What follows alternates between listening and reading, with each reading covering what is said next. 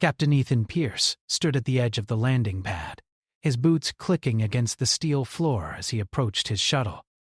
The air around him was thick with the dry, metallic scent of the alien world of Kairos. It had been a long, grueling mission, but it was finally over. The data he had collected was vital for Earth's defense forces, and his duty was complete. He had come, he had observed, and now he was ready to return home.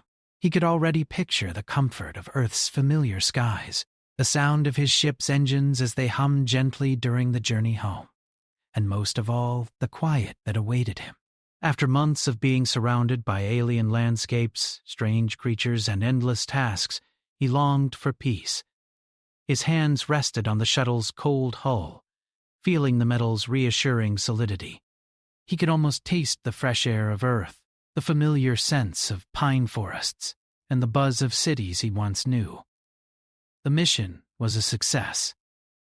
Earth's high command had been depending on him, and the data he had gathered would make all the difference when the time came to defend their home from threats that no one on Earth had even begun to comprehend. The stakes were higher than ever. He had done his part, and now he could leave. But as Ethan turned toward the hatch of his shuttle, something in the air changed. The hairs on his neck stood on end. It wasn't the usual hum of the planet that he had become accustomed to. This was different. The wind shifted. The atmosphere felt heavier. And then he saw her. A figure stood at the far end of the landing pad, silhouetted against the fading sun. The way she moved was both graceful and commanding. She wasn't human, of course. He had known that from the moment he set foot on this planet. But the sight of her still sent a shiver down his spine. Queen Nerica, the ruler of the alien species on Kairos, stood there, her eyes locked onto his with an intensity that felt almost unnatural. Ethan's first instinct was to reach for his weapon, but something in the way she stood, unarmed yet exuding an air of power, made him hesitate. He didn't need his training to tell him that this was no ordinary encounter. He had been briefed about Nerica, the powerful and enigmatic queen who ruled her people with an iron fist. She was a leader unlike any other he had ever encountered, and despite the political tensions between their species, Ethan had always admired her strength from a distance. But this was different. The calm in her presence, the force with which she held herself, was almost magnetic. Ethan found himself instinctively walking toward her, unable to resist the pull of her gaze. His boots made a soft thud against the metal as he moved closer, but his thoughts were anything but steady. Was this a diplomatic mission? He had completed his assignment, and now the planet was his to leave. But Nirka, it seemed, had other plans. As he approached, her eyes never wavered. She was tall, taller than most human women, and her features were striking. She had a long, elegant face with sharp angles, framed by dark flowing hair that caught the wind like strands of silk. Her eyes, however, were what held him the most. They were a deep violet, a color that seemed to shimmer with an unnatural intelligence, and they seemed to pierce through him, almost as if she were reading his thoughts. There was a quiet strength about her, an undeniable authority that made Ethan feel like a child standing before a queen. "You are Captain Ethan Pierce, correct?" Her voice was calm, yet it carried an authority that demanded attention. Ethan stopped in front of her, only a few paces away, but he couldn't quite bring himself to speak right away. His training had prepared him for countless situations, but this felt different. There was no threat in the air, no sign of an attack, but her presence made him feel like he was standing at the precipice of something much larger than he could comprehend. "Yes, Your Majesty," he replied, his voice steady but betraying a hint of uncertainty. "I've completed my mission. I was about to return to Earth." Nerica nodded slowly, her expression unreadable. "Your mission may be over," she said softly, her voice low and almost hypnotic, "but there is something I require of you." Ethan raised an eyebrow, his curiosity piqued. He had assumed that after his mission, his work on Kairos would be done. He had no interest in staying longer than necessary, not with the dangers of the planet and the political tension between their worlds. His job had been to gather intelligence, and now that he had done so, he was ready to leave. But the Queen's words intrigued him, and he couldn't help but ask, "What do you need, Your Majesty?" Her eyes met his, and for a brief moment he felt like she was searching through his very soul. Then she spoke again, her words slow and deliberate. "I need you to come with me," she said, her voice holding a weight that Ethan couldn't quite place. "There is something I must show you." Ethan was about to refuse. He had his orders. His shuttle was waiting, and Earth was counting on him to bring back the intel he had gathered. But then, something in her gaze stopped him. There was a deep sadness in her eyes, a flicker of vulnerability that he hadn't expected from a queen. It was fleeting, but it was there, and it made him pause. "I don't understand," he said, his voice soft but firm. "I've done what I came here to do. I need to return." Nerica didn't flinch. She remained calm, her posture unwavering. "You misunderstand, Captain Pierce."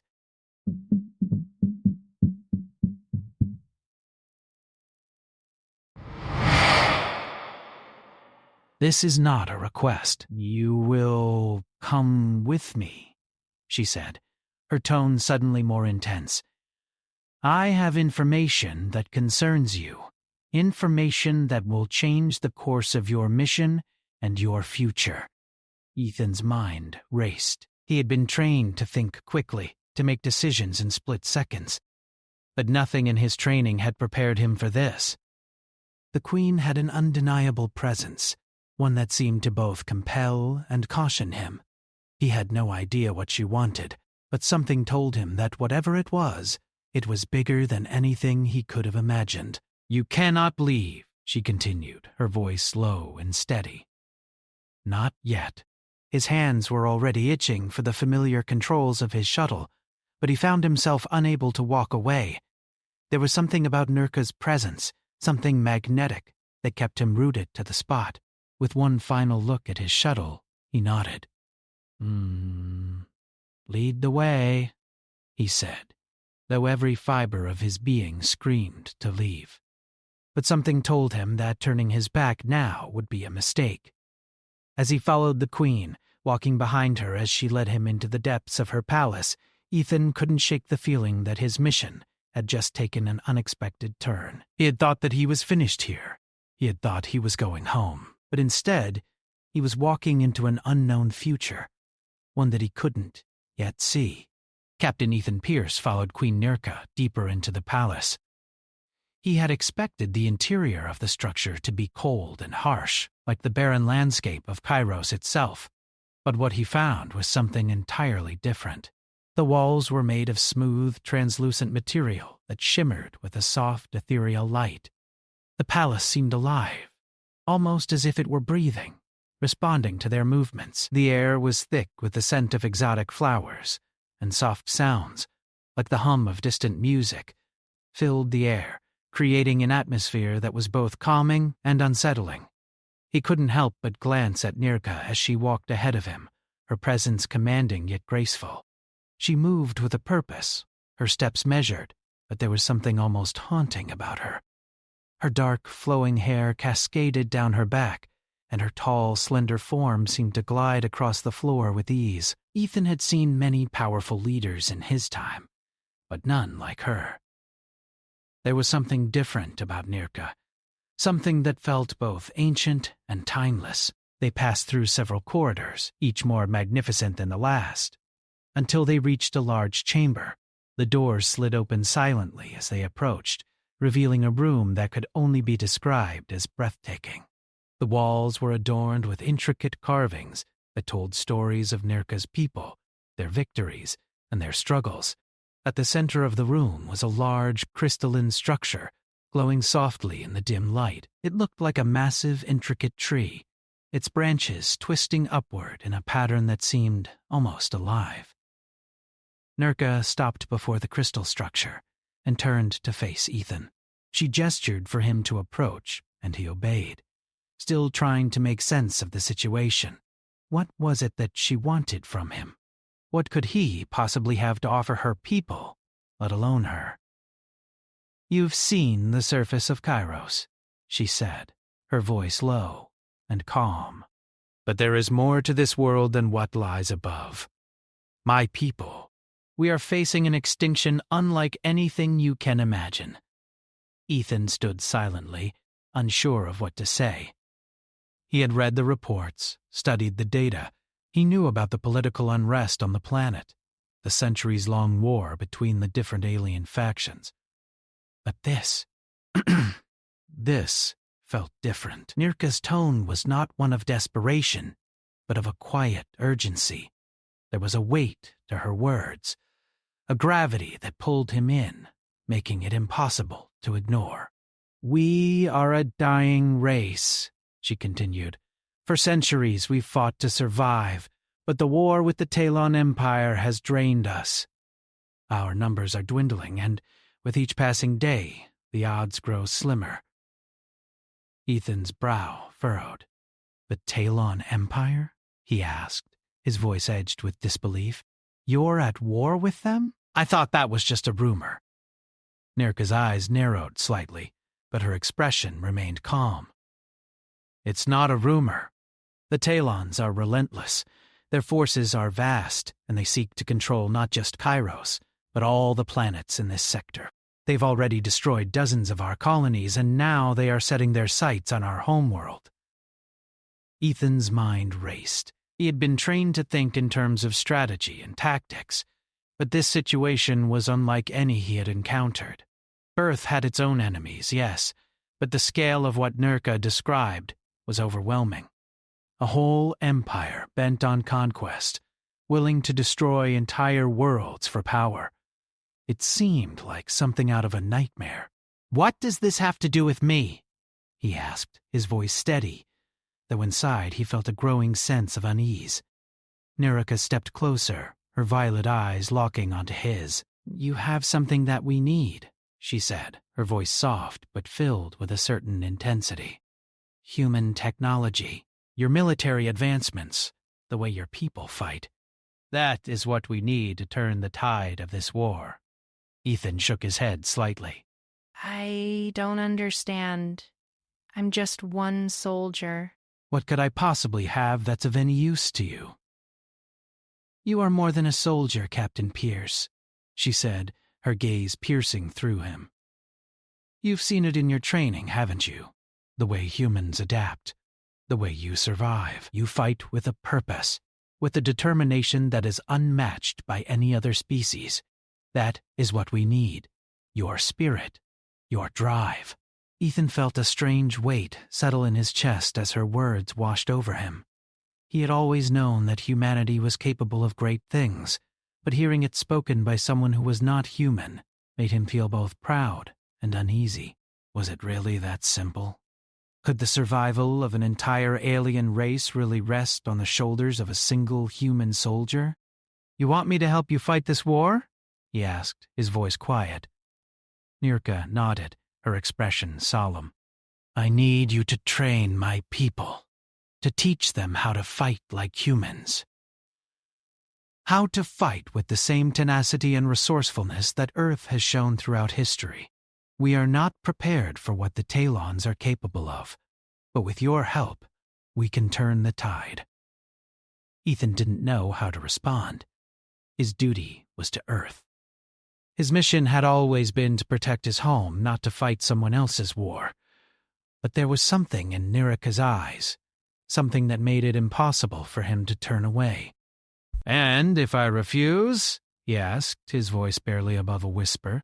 Nirka's expression softened, though there was still a firmness in her gaze. "Then Kairos will fall, my people will die, and the Talons will continue their conquest."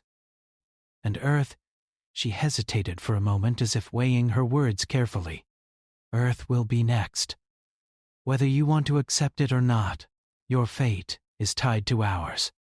If we lose, your world will suffer the consequences." Ethan felt a pang of guilt in his chest. He had come here with one mission, to gather intelligence, to complete his task, and then return home. He had not expected to be thrust into a war that seemed as far removed from his world as possible. But now, Standing before the alien queen, he could feel the weight of her words settling in his mind. If what she said was true, then Earth was at risk, perhaps more so than he had ever imagined. He took a deep breath, trying to steady his thoughts. He was a soldier. His mission was to protect humanity, to safeguard his home. But what was the right choice now? What did he owe to these people who, despite being so different from him, were fighting for survival? "I'll help," he said, his voice steady, "but only if it means protecting Earth." Nurka's eyes softened, a rare flicker of relief crossing her face. "Thank you, Captain Pierce. Together we may have a chance." Ethan nodded, but deep down he knew that this was just the beginning. He had stepped into a conflict far larger than he could have imagined, one that could change everything. As he stood there facing the Queen, he knew that his life, his mission, and his fate were no longer his own. The war was just beginning, and whether he was ready or not, he was about to become a part of something far bigger than himself. Captain Ethan Pierce sat in the dimly lit command room, surrounded by the alien warriors Nurka had assembled. He had been on Kairos for 2 weeks now, and the weight of his decision weighed heavily on him. The alien queen had made it clear their survival depended on him. The other members of the council, high-ranking officials in Nirka's court, had been watching him closely, sizing him up, wondering what this human could possibly offer. Ethan had been training the warriors, teaching them basic Earth combat tactics, showing them how humans used their environment, how they adapted when the odds were stacked against them. He knew that Earth's military techniques were nothing like what these aliens had ever encountered.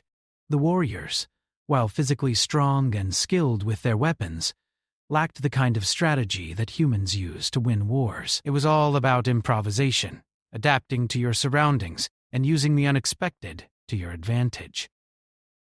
But it wasn't easy. The aliens' pride ran deep, and many of them resented the idea that a human soldier was teaching them how to fight. The training had been intense. They were skeptical at first, not understanding the value of what he was trying to teach them. But Ethan saw it in their eyes. They were desperate, and as much as they resisted the idea of following a human's lead, they knew their backs were against the wall. The Talon Empire's forces were advancing. If they didn't learn to fight differently, they would lose.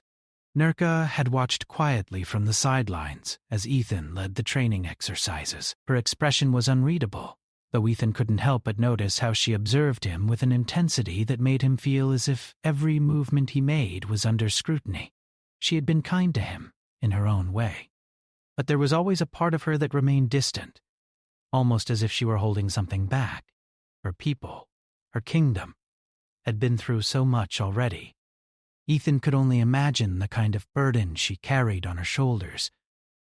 She had never asked him for anything, except for his help, but he could feel that she was depending on him in ways he hadn't yet fully understood. As he finished giving instructions to one of the warriors, Ethan turned to find Nurka standing at the entrance of the training room. She was watching him, her violet eyes sharp, her posture as regal as ever. She had a way of commanding attention without saying a word. Ethan walked over to her, wiping the sweat from his brow. "They're getting better," he said, trying to keep the frustration out of his voice. "But it's going to take time."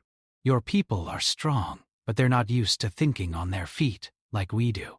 "I know," Nurka replied, her voice soft, yet filled with an underlying weight. "Time is not something we have much of.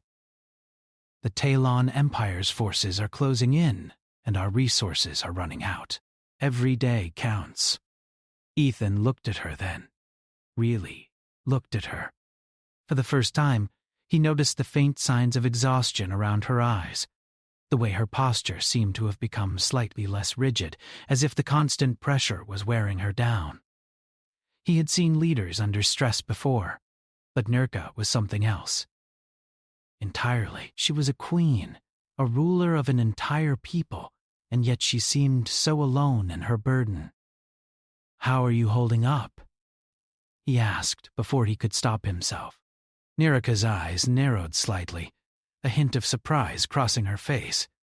It was a question no one had asked her before, not in the way he meant it. Her people admired her, yes, but they had never seen the weight of her responsibilities, the loneliness that came with leadership. "I am well," she said after a long pause, her voice steady.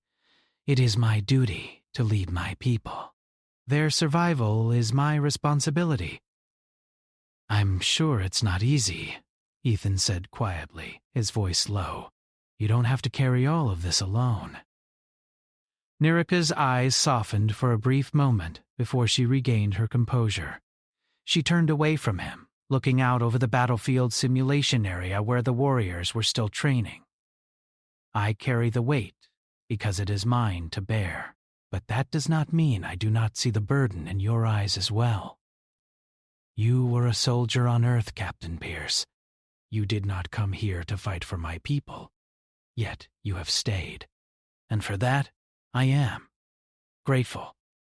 Ethan looked at her, his heart heavy with the weight of his own choice. He had not come here for this. He had come to complete his mission and return home. He hadn't expected to be caught up in a war that had nothing to do with Earth. And yet, as the days passed, he found himself invested in their struggle, in their survival. He could see the fear in the warriors' eyes when they thought of the Talon forces, the fear in Nirka's when she spoke of the destruction of her people. "I'm not doing it for gratitude," he said after a moment, his voice firm. "I'm doing it because I can't walk away from this. Your people, your world, they don't deserve to fall." Nirka turned back to face him, her expression unreadable. For a moment, the silence between them hung heavy, and Ethan couldn't help but feel the pull between them. It wasn't just the war that was keeping him here. It was something else, something that he couldn't explain. There was something about her that drew him in, something more than just her power and authority. It was her vulnerability, her humanity, despite being so far removed from his own. "I know," Nirika said softly, her voice filled with a quiet intensity. "You have chosen to stay, despite the danger, despite the odds. But there is more at stake than just this world. The Talons do not only want Kairos. They want the entire sector. If they succeed here, they will turn their eyes to Earth." Ethan stiffened at the mention of Earth. He had known that the Talons were a threat, but hearing it so plainly from Nirka made the danger feel real. "How do you know?" he asked, his voice tense. "Are they planning to attack Earth?" "We have intercepted communications," Nirka replied. "The Talons know of Earth. They believe your planet is rich in resources, untouched by the war that has ravaged our worlds. They will come for you, Captain Pierce. It is only a matter of time." Ethan's mind raced. Earth was his home, the place he had fought to protect his entire life. The thought that it could be under threat from an alien empire was a hard pill to swallow. He had no idea how to prepare Earth for an enemy like the Talons, or how to stop them. But as he looked at Nirka, something clicked inside him. This wasn't just about Kairos anymore. It was about Earth's future. "What can we do?" he asked, his voice firm with resolve. "How do we stop them?" Nirka's gaze softened, though her expression was still filled with determination. "We fight together, Earth and Kairos. The war is not just mine. It is yours as well." Ethan nodded slowly, understanding now that his role here was more than just a soldier helping another species.